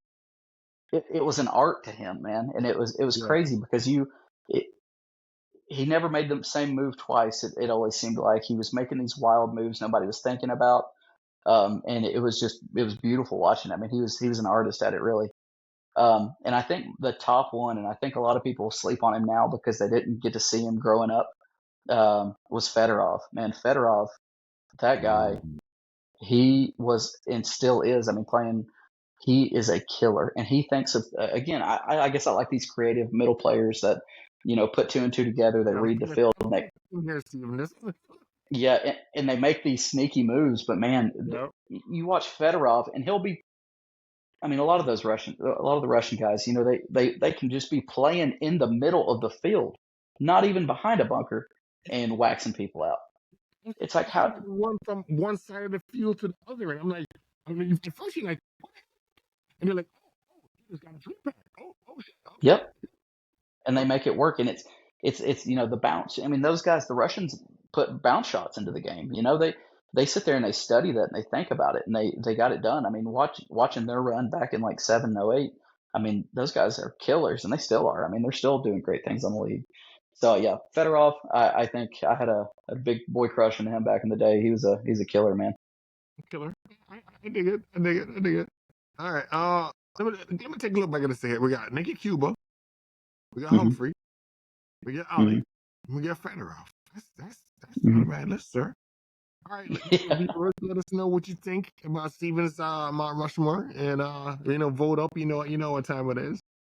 All right, Steve. Paintball is a great thing. We love it. There's a lot of things that we love about it. There's some things that really grind our gears, man. Like, what would you say would be your biggest paintball pet peeve, man? The one that you just like, you know what? Lack of preparation. Whenever a team, we like to have fun. We cut up, and roadies do that better than I think anybody in the league. But if you take the time to practice with your guys, whenever you're not getting ready for a tournament, if you don't take that time, or if you go to these events, you fly, for us, hundreds of miles, for you guys, thousands of miles from home. You're buying these expensive plane tickets. You're buying a rental car when you get there. You're getting an Airbnb or a hotel. You're spending a lot of money. Paint, field fee, entry, gear, all that jazz, food while you're there. You're spending a ton of money, time away from your family, time away from your careers. And you don't show up to the field on time whenever your captain or your coach says to be there. If you aren't sitting there with your boys filling pods because you'd rather, walk around, talk to people, do this and that, it's okay in the middle or after you've taken care of what you need to take care of to, get in that zone, have fun, joke off. That's what it's all about, really. But if you don't do your job first if you not filling pods, or you not walking the field, or you showing up late because you tied one on the night before and you show up 30 minutes before a point or something like that. If that's you and you're jeopardizing the whole integrity of the team, that's not okay. If like a lot of times, like snake guys, for instance, teams don't have a ton of snake guys. You got one or two, and you need those guys to be performers. And if they can't perform, you're kind of screwed. You're out of that guy, and you don't have him. If your lack of preparation damages your team, I don't like that at all. And as a captain or a coach, you gotta nip that in the bud. You gotta tell them like, hey man, you're sitting first 2 points, whatever the case, because you're. Does it hurt when it's probably one of your star players? Do you and it made some players may think they have extra special treatment? Yeah, absolutely. And I mean, just like my time in the military, if you're one of those standout guys and you hold a billet, that's important. If you do bad and you jeopardize the integrity of your team because you did something wrong, the thing that's going to get to your head the most is you sitting there watching your team fail because you weren't there ready to do the job, and it might be that might be costly. But if you're sitting there watching your team do bad because you chose to do something that you should have known better, that's going to teach you a valuable lesson, and you're going to show up next time ready to get. You would hope so. Yeah, or you're sitting again, Are you or so you're off the close? team probably. Yeah. Well, all right. We're down to the last question. My guy's out of paint. He's almost ready to go. Already. What on the flip side? What's when you think of paintball? What is what does paintball mean to you, Stephen? Honestly, Man, it's the camaraderie, it's the friendship, it's those lifelong. Like I said, I've been in the Marine Corps, and I've been to war with some guys, and that's stuff that'll build tighter bonds than almost anything. But I can sit here and tell you just as many guys and times that I've had with paintballers through thick or thin, death, loss of a loved one, car accidents, helping for this or that, charity events, the Toys for Tots kind of stuff, rally drives for Christmas and kids that are less fortunate, those kind of things. It's that paintballers come together. And just like, if AAF had something going on and one of their players needed something, we'd all be there for him, yep, and I agree. vice versa, and it's that, we can put on that mask, right? And I can go out there and stab you and put 10 in your back, and you hate me for that half a second. But as soon as we get off the field, we take our masks off. We're best friends again. Yep. And Let's have a beer. it's that, yeah, exactly, man. And it's that is so cool about paintball, that behind the mask, we're ready. We're warriors. We want to get out there and just be machines and kill. And then you take it off, and we can be best friends. And I think that's something that in a lot of sports people try and be too hard, or whatever the Yeah. case, and that's not necessarily how paintball has to be. Some guys are in that mind state, and that's where they want to be, and that's okay. That teach their own. Okay. But I think for the majority of these guys want to be friends. It's a tight knit community, and we need more of it. We need to grow it. We need these younger guys in it to love it just like we do, because we're not going to last forever. And playing these X Ball events, man, and looking at it, the teams are dwindling. It's hard. I hate seeing it. And we gotta continue to grow the sport. And if those kids could see the parents, if they could see the friendship and the lifelong opportunities, just like I said, man, the career that I'm in and I have been for the last 10 years is because I had a buddy in paintball reach out to me and say, "Hey, man, come give this a shot. If you like it, you like it. If you don't, you don't." Some of the, I got a guy that owns a car dealership. I got a guy that, all these guys that I can ask to for help on this, and this, and it's great. You have a really strong community, and we're all there to help each other. Well said. Well, that's a good way to close out this section of the show. Thank you. You took your shots like a champ, Stephen. You and the boys have finally got my back guy. He's walking off. He's doing the walk of shame. He's looking back. We'll put a couple on his back.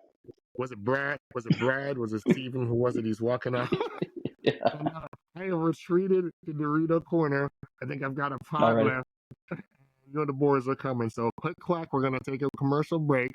When we come back from the break, guys, we're gonna have Stephen taking 2 shots at me. So refill your beverage, guys. Repack your fill six. Join us back. Orda66 Lair Season 6, Episode 37. We're talking with Stephen McClanahan from Roadies, Paintball, and the Farm. Come back. All right, let's pay the bills real quick. So, but first and foremost, guys, I want to give a shout out to our sponsor, Lavina Paintball. Damon Parcells and Laura Parcells run a great field down there in Doosan, Louisiana. They have speedball facilities, woodball facilities. They have scenario games there year round. So make sure you check them out at lavinapaintball.com.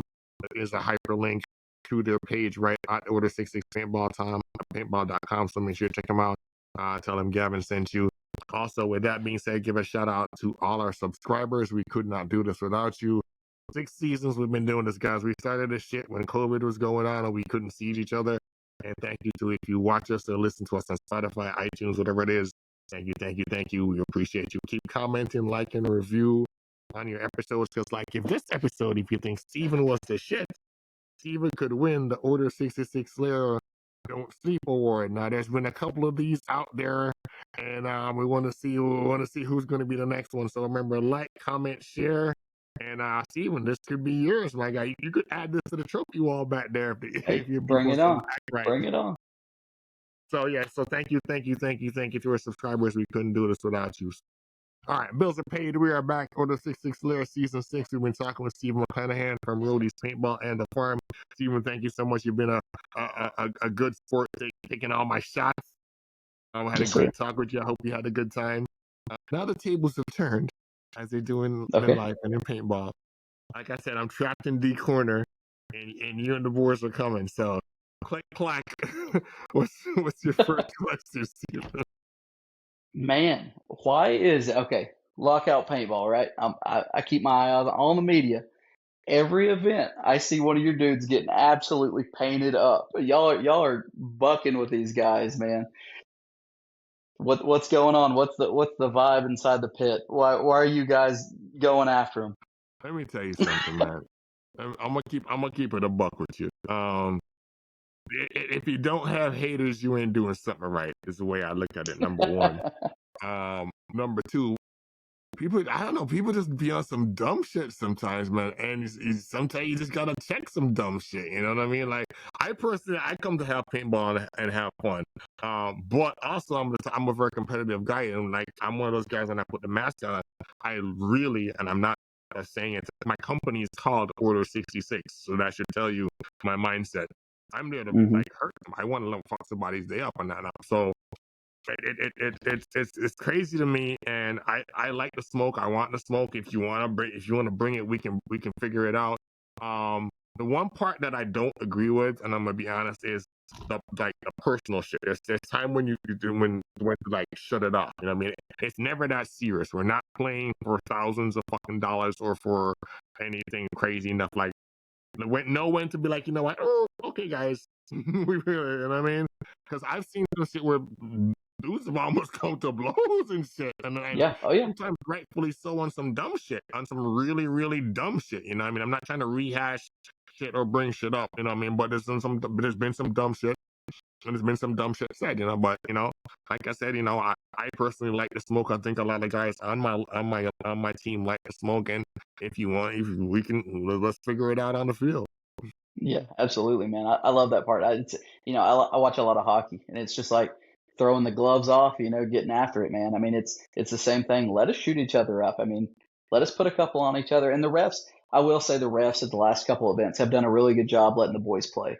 There's been some goofy penalties here and there. That's, it's paintball. That's all paintball. But them, just allowing us, like, hey, talking words.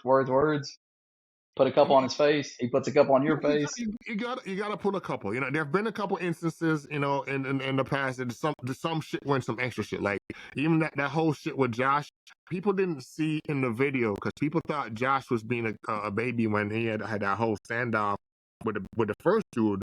It was like the people understand, we couldn't see that shit. Half the team was on the other side of the mounds field, like in the dead box, not even realizing what the fuck it was a one-on-one situation to start with. People didn't realize that.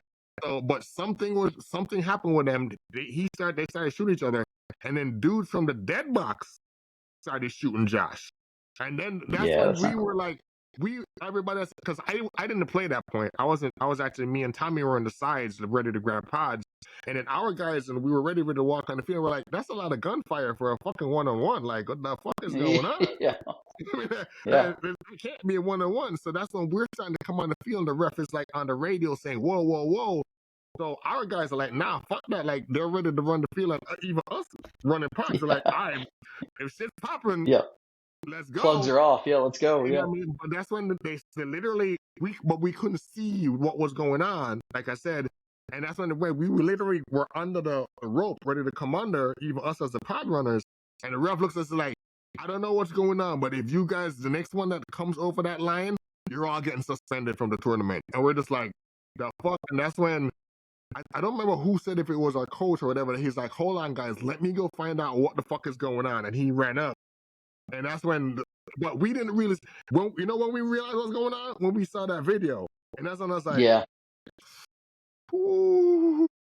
Yeah. If you would have been there with the boys, it might have been a little different, right? But like I said, paintball, I'm sure people run into people again on the field. We'll see how that shit go. But it's fun. It's all supposed to be fun. I don't personally like the whole rah rah. Hi, how you doing? No, I feel on the field. Let's be combative. Let's be gladiators. Off the field, let's drink a beer, smoke a blunt, and laugh about that shit. You know what I mean? Yeah, absolutely. Absolutely. All Like right. there's guys, That's a good first question. I like that question. yeah, I mean there's guys I played with for, 5, 6 years that, if we're playing on different teams and we walk by each other going to the dead boxes, we're not shaking hands, we're Why not not? dapping each other up. No, why It's not? you, you know Yeah, I want to shoot you in your you're face, out fucker. there to stitch them up. Yeah, absolutely. And that's the cool thing, right? You put the mask on, you're a different person, and it's cool. It's a cool escape. It's fun on Yeah. the field, as fun as it is off the field. All right, so another question. Let's see. Okay, just so I'm not super familiar with the show. You said you started in the COVID-19 era, and you've had 6 seasons so far. Who is one of the most standout guests you've had? Just so I can go back into that show, watch that show, and kind of what show do you think that you've had that's represented your show the best? That's a hard I know question, that's a bro. hard Like, one. Yeah. 6 seasons, man. We had a lot, man. There's a lot in the jump Or when you we can really even talk about your like the progression of your show, like how you you know started and all that stuff. all right, let's tell you something. I do like it because like I said, we started off when we couldn't see each other. You know what I mean? So it was really cool just keeping in contact and shooting the shit about, that I used to do it with my wife. My wife was a co-host. We grew from there. Figuring out there's growing pains, as you know, we didn't Oh always yeah. put out perfect shit. But we're Oh still yeah. trying to It's so grow hard. with it. And then just growing into the community, I'm not trying to sound cliche. I'm not trying to, but we had a different community that has grown with me through the growing pains, and it's been cool because I really just like telling paintball stories. You know what I mean? I like having people from all over, and even as my own paintball career has grown, now this is my 3rd year playing ICPL, and now I'm talking to you. You know what I mean? This is going into now this season, and this is our 2nd season talking to more ICPL players because I feel like our story needs to be told more because I don't think a lot of podcasters are telling ICPL player stories. Because like you said, this is where you get to hang out with the legends of the game and the LeBlanc, and then it's different. It's different logistics, chess playing than playing a speedball game. You know what I mean? So I like having that we've grown as a podcast to have those ICPL players on. And as a content creator, I bring other content creators on and how can we share and help the shit grow? You know what I mean? So I think that's the thing that I've tried to grow with a podcast, and thankfully I've had a community that has grown with me and helped to push that narrative. And I just want to keep it going. You know what I mean? Tell great paintball stories. I'm not trying to be anybody else or take anybody else's swag, and whoever's doing great, there's enough pie for all of us to eat. You know what I Yeah. mean? So Oh yeah. let's keep this thing going if we can. I love it, and just keep doing it.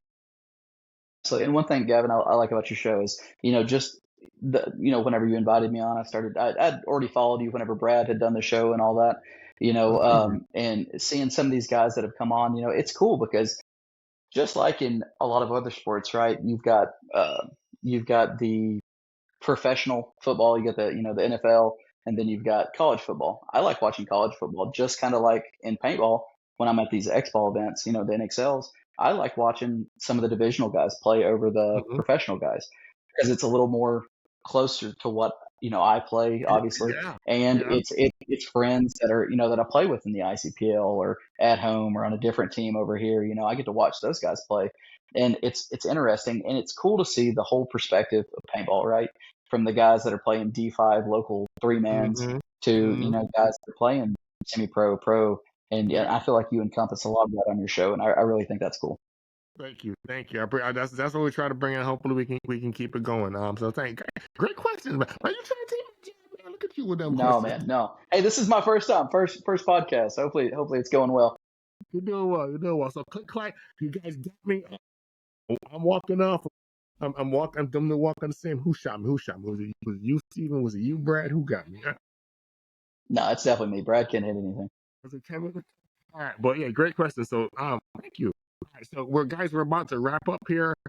Before we get out of here, Steven, any sponsors that you want to give a shout out to that help make this the season successful for you guys, and what anything special you guys got going on? So, what can we look forward to from you and the guys going into 2026?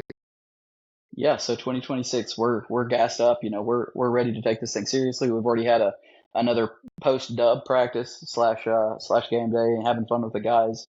And that's something we want to keep together. You know, is that unity and that gel. Shout out to Brad and Roadies. I mean, you know, this is my first full year on with those guys playing, and it's been a blast. It's been a breath of fresh air. You know, it's fun, it's light, but we can also get down like dogs and get it done. So shout out to Brad.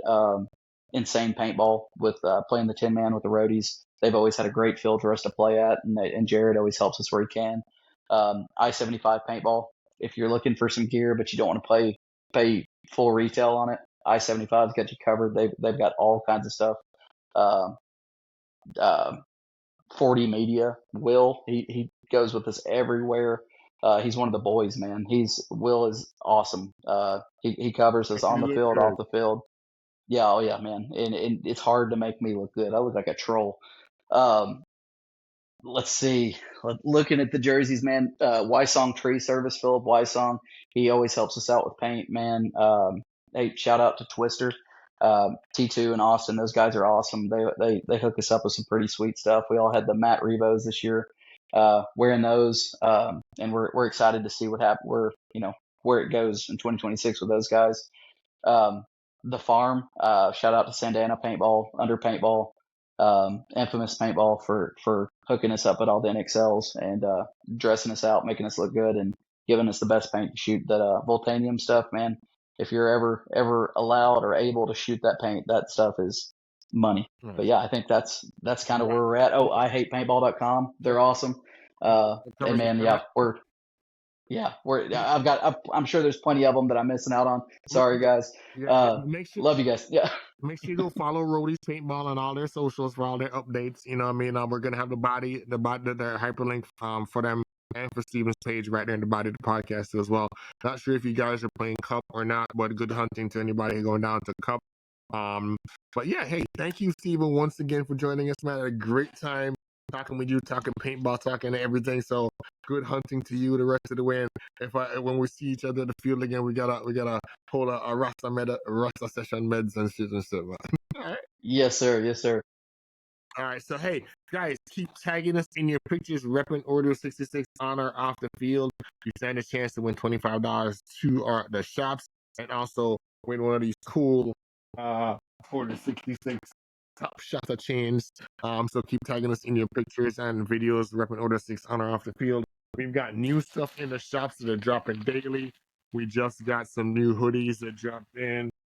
We still have some of the best denim headbands in the game. Each of our headbands are 1 of 5. And yes, I would compare them against anyone else out there right now. I've got, but yeah, make sure you tap into that. We've also got our new tech shirts in the red and the blue. So check out everything that we have to offer at Orda66paintball.com. Hey, if you really want to save, the best way to save is join our shoppers club, our members only club on the website. That's where you get weekly discounts sent to you weekly that are exclusive to you. So hey, join us there at Orda66paintball.com. Thank you once again for for checking us out. Steven, thank you for joining us. Good hunting to you the rest of the way, my friend. Hey, you know what we say all the time? Don't sleep. Stay dangerous. We out. Let's go. Peace.